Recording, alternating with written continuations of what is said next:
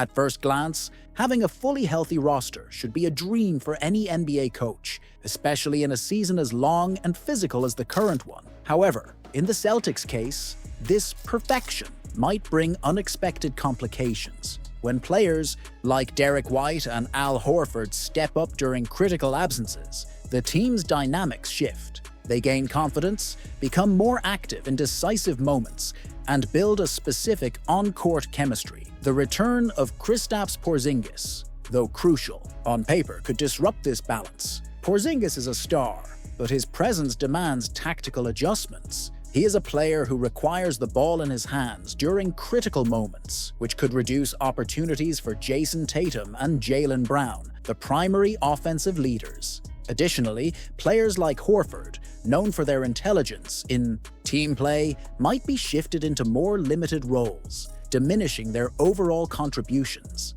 Ultimately, could fitting Porzingis into an already adjusted rotation harm the team's fluidity? If redistributing roles risks the chemistry they've built, the Celtics might sabotage themselves, facing a dilemma: how to balance raw talent with team synergy. LeBron James is one of the greatest players in basketball history, and his performance at age 40 defies all sports logic. Yet, the question no one seems to be asking is, do the Lakers truly deserve LeBron? At this stage of his career, the franchise seems to be squandering a unique opportunity to maximize the final years of a player still capable of dominating games, even with the natural physical limitations of age. Anthony Davis, who should be the pillar of the Lakers' future, is inconsistent. One game, he dominates the paint. The next, he disappears, leaving LeBron to carry the load. Moreover, the supporting cast appears poorly constructed. Jared Vanderbilt and Christian Wood, when healthy, provide solid support, but it's not enough to lighten the burden LeBron carries on the court. While the Lakers continue to seek short-term solutions, other teams like the Bucks and Nuggets demonstrate how to build cohesive rosters around their stars. Perhaps the smartest decision for LeBron would be to consider a trade, allowing him to finish his career in a more competitive environment. But does his pride and loyalty to the Lakers outweigh the pursuit of more championships? The Boston Celtics and Los Angeles Lakers have staged the greatest battles in NBA history: Magic Johnson versus Larry Bird, Kobe Bryant against Boston's Big Three, and more recently, both teams raced to surpass the league's title record. But the inconvenient truth is that the rivalry might have lost some of its luster, with the Celtics solidifying themselves as one of the league's best teams and the Lakers struggling for consistency. The matchup feels more like a nostalgic memory than a competitive spectacle. The relevance of a rivalry depends on its ability to create anticipation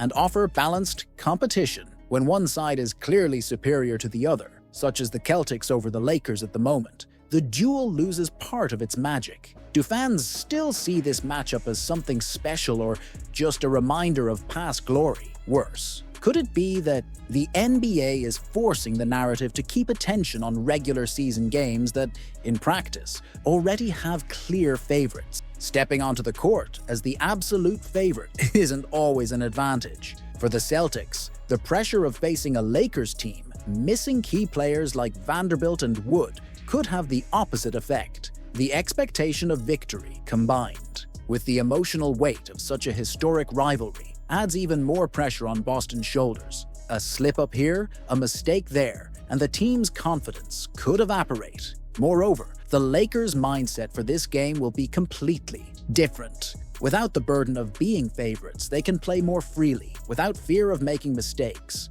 while Boston might feel the strain of having to justify their status as favorites. In high-stakes matchups, psychology matters as much as talent. The Celtics must avoid falling into the trap of underestimating their opponent, but also need to manage the anxiety of proving they are the better team. A step backward in management and innovation. Re-signing Javonte Green might seem like a safe decision, but in truth, it reflects a potential lack of creativity within the Celtics management. During his previous stint with the team, Green had moments of impact but never established himself as a core player. While he has improved defensively, his offensive arsenal remains limited, which puts him at a disadvantage in a league increasingly demanding more versatile players. betting on.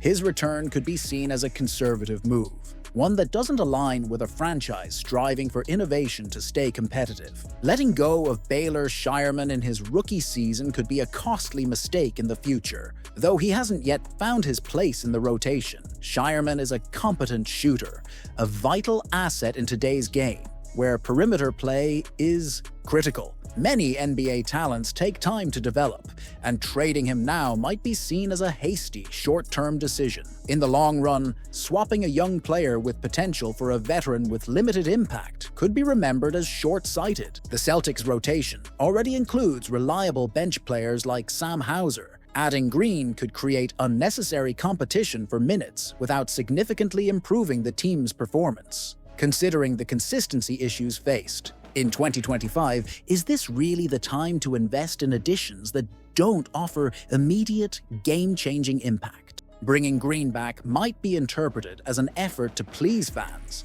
rather than making decisions based on strategic analysis. By focusing on re-signing a fan favorite, the Celtics could be prioritizing public perception over effectively strengthening their roster. This approach raises questions about management's ability to focus on competitive performance instead of emotional choices. Trading a rookie like Shireman sends a troubling message to the team's young players: perform immediately, or you're out. Such pressure can hinder natural development and create an environment that's less conducive to nurturing future stars. Patience and support are crucial for turning inexperienced players into key contributors down the line. Bringing Javonte Green back to the Celtics is a decision that, at first glance, seems safe, but raises a series of questions about strategy, long-term vision, and its impact on the roster's development. While some may view the move as a defensive boost, others might see it as a step backward in the pursuit of innovation and competitiveness. What do you think? Are the Celtics on the right path? Or are they just looking for easy solutions in a moment of uncertainty? Hey, Celtics fanatics! What do you think of this news? Leave your opinion in the comments, as it's highly valued.